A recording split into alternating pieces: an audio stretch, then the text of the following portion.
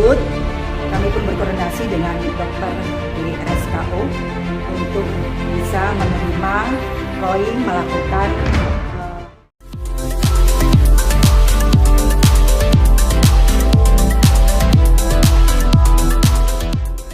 Jangan lupa ya di-subscribe dan nyalakan lonceng notifikasinya. Ya, selama si Roy berada dalam penanganan kami di sini, kami melakukan sesuai prosedural, dan Roy memang susah sekali tidur dan bahkan tidak bisa tidur.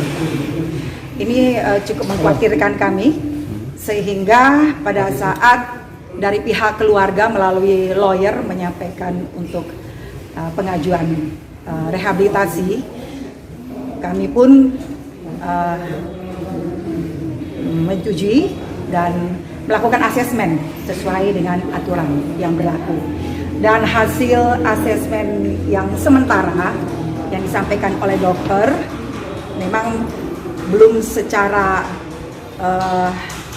tertulis kesimpulan bahwa Roy betul-betul ketergantungan dengan obatnya. Dan apa yang sudah digunakan Roy, ada obat yang tidak sesuai anjuran dari dokter yang sebelumnya. Maka ini cukup membahayakan untuk kesehatan Roy. Kemudian dari hasil asesmen tersebut, kami pun berkoordinasi dengan dokter di RSKO untuk bisa menerima Roy melakukan perawatan medis di sana sambil menunggu proses hukumnya berjalan. Dan keadaan Roy selama di sini, dia terlihat secara wajar memang shock, secara wajar memang dia terpukul dan tidak menyangka bahwa ini terjadi pada dirinya, dan dia pun pelan-pelan menormalkan perasaan dan menormalkan mentalnya, mau menerima keadaan yang dia hadapi.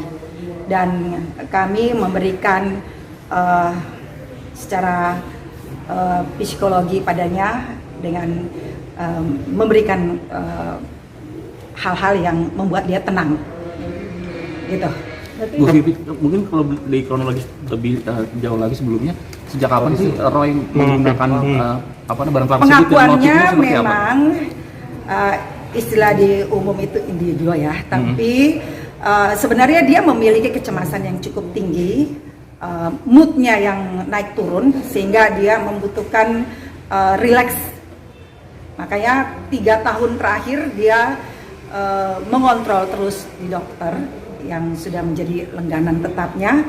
Tapi 1 tahun belakangan ini mungkin kebanyakan dari kegiatan-kegiatan dia di luar, dan juga dia buka praktek di rumahnya, sehingga menyita waktu dia untuk lakukan kontrol yang biasa dia lakukan melalui dokter yang sudah dia temui, yang sudah jadi pelanggan. Jadi dengan dia berpikir bahwa obat yang disarankan oleh dokter yang selama ini dia gunakan, dia mencoba menggunakan obat lain dengan merek lain untuk dia beli melalui online. Itu saja sih. Oke teman-teman, terima kasih. Selamat siang. Satu lagi Bu, mungkin motif menggunakan obat tersebut untuk memberikan ketenangan atau efek benar tidur, atau untuk apa? Sebenarnya kalau obat itu lebih arah kepada membuat seseorang untuk cepat lelap tertidur, tapi dia menganggap bahwa dengan rasa kecemasan dia yang tinggi, moodnya yang naik turun yang tidak teratur, dengan dia menggunakan obat itu dia bisa rileks. Itu menurut dia, tapi nyatanya justru itu yang membuat dia salah dalam penindakan dia itu ya. Oke teman-teman, Jangan lupa ya di-subscribe dan nyalakan lonceng notifikasinya.